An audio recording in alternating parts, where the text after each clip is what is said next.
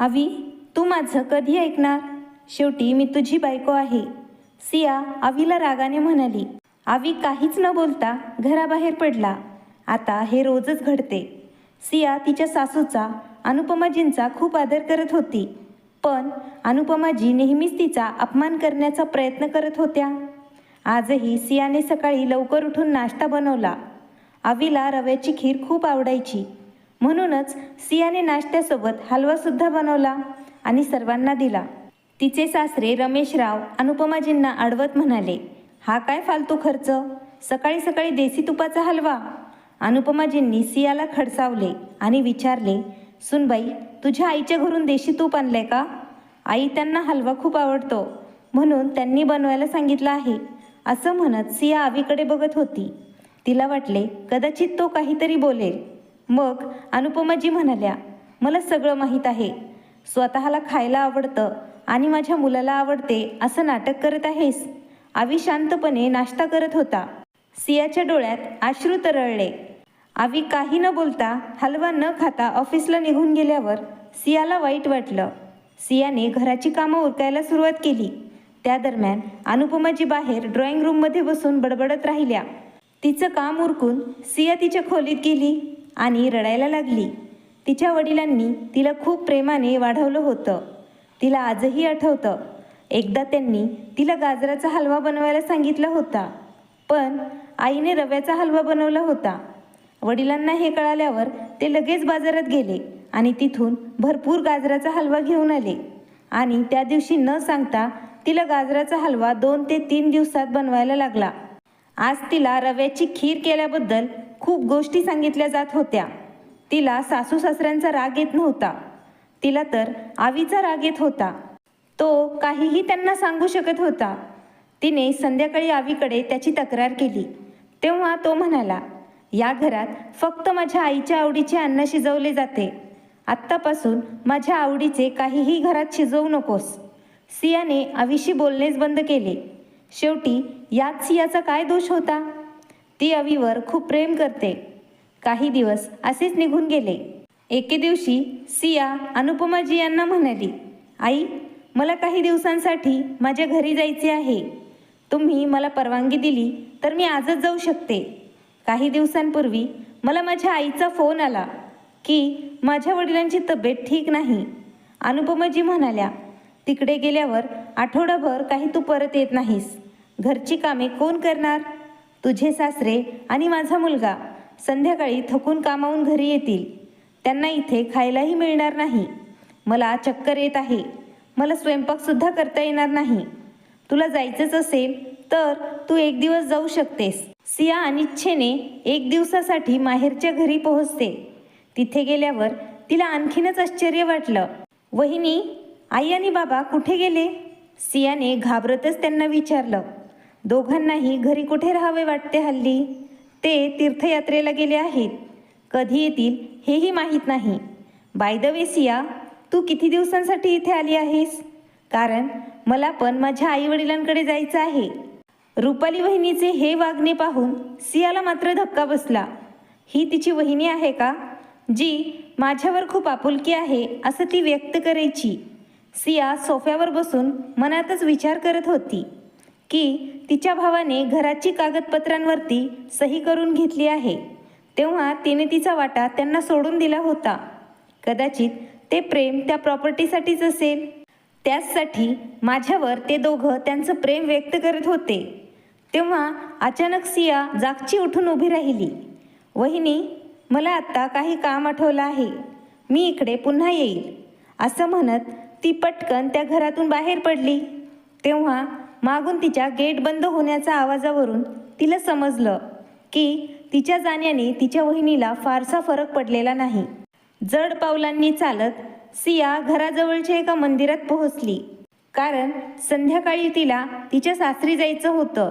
ती त्याच्या अगोदर तिच्या सासरी गेली असती तर अनुपमाजींनी तिला खूप काही प्रश्न विचारले असते.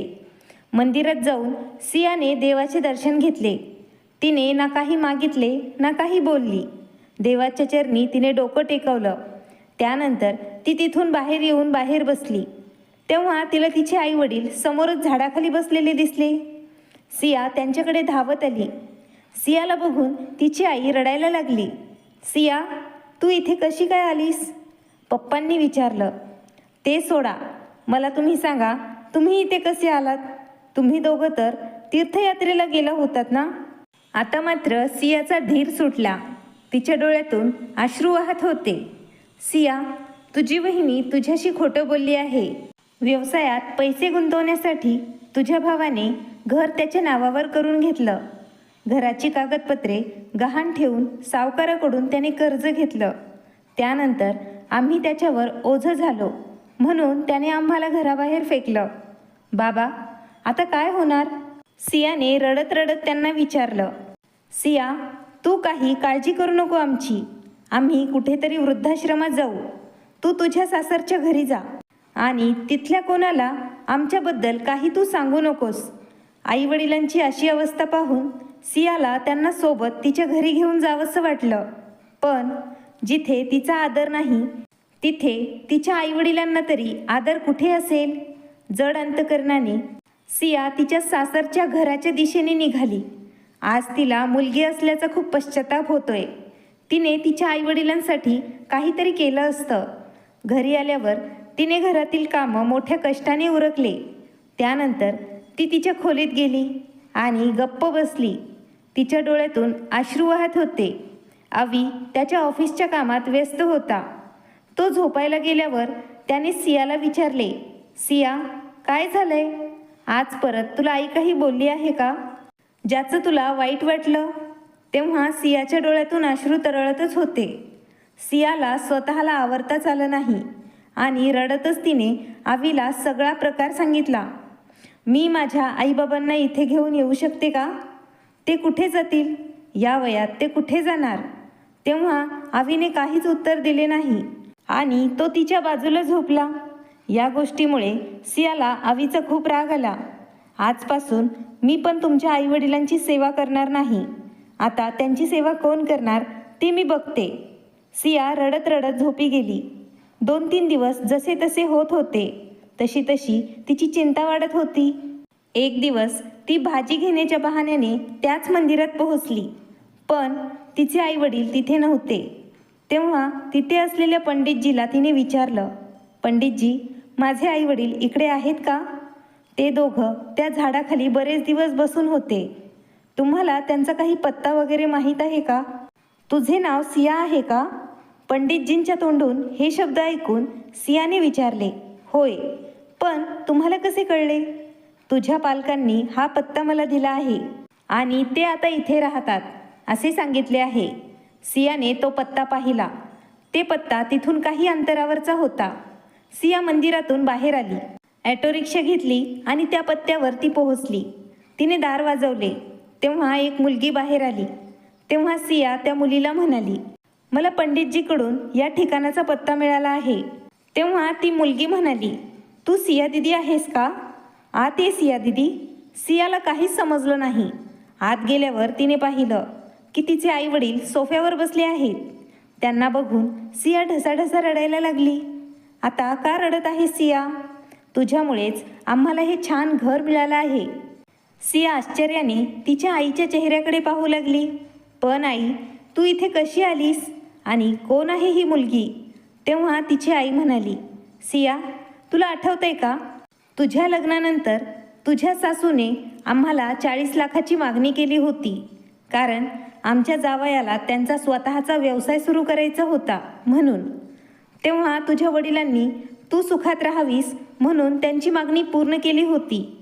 तू आम्हाला मंदिरात भेटून गेल्यानंतर दुसऱ्याच दिवशी आमचे जावई तिथे आले. त्यांनी तुझ्या वडिलांचे पैसे परत केले. कारण त्यांनी कोणताही व्यवसाय अद्याप सुरू केला नव्हता. तुझ्या वडिलांनीही त्यांना पैसे परत घेण्यासाठी नकार दिला होता. पण त्यांनी आमचं एक ऐकलं नाही. त्यानंतर त्यांनी प्रॉपर्टी डीलरला भेटून 2 दिवसात हे घर खरेदी केलं. आता यातूनच 5 लाख रुपये वाचले आहेत. यातूनच त्यांनी आमची काळजी घेण्यासाठी या मुलीला कामावरती ठेवलं. ती आमची काळजी घेईल. पण आई, त्यांनी मला यातलं काहीही सांगितलेलं नाही.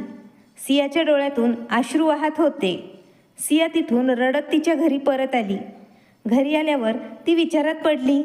अवीने कधीच तिच्यासाठी आवाज उठवला नाही, पण त्याने तिच्या आईवडिलांसाठी इतकं केलं की त्यांचा स्वतःचा मुलगाही ते करू शकणार नाही.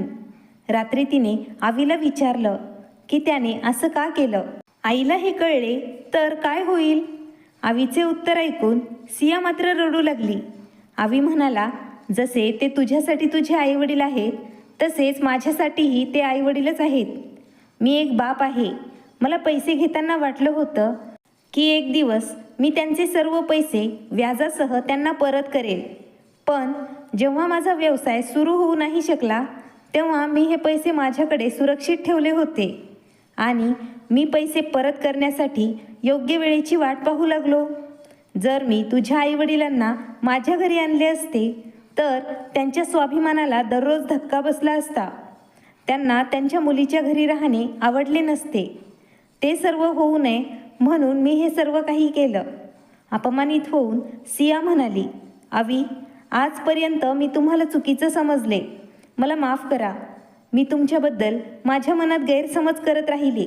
तेव्हाच मागे उभ्या असलेल्या अनुपमाजी म्हणाल्या, सिया, ते पैसे आम्ही त्यांच्याकडून उधार घेतले होते. तुझ्या वडिलांचा विश्वास होता अवी नक्कीच पैशाचा योग्य वापर करेल. आणि सिया, अवी आणि मी अगोदरच ठरवलं होतं की आम्ही तुझ्या वडिलांचे पैसे त्यांना व्याजासह परत करू. सिया, आता तू झोपी जा. खूप रात्र झाली आहे.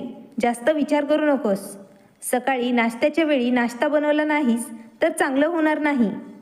सिया तिच्या सासूचं बोलणं ऐकून हसत होती. तेव्हाच अवी आणि अनुपमाजी जोरजोरात हसू लागले.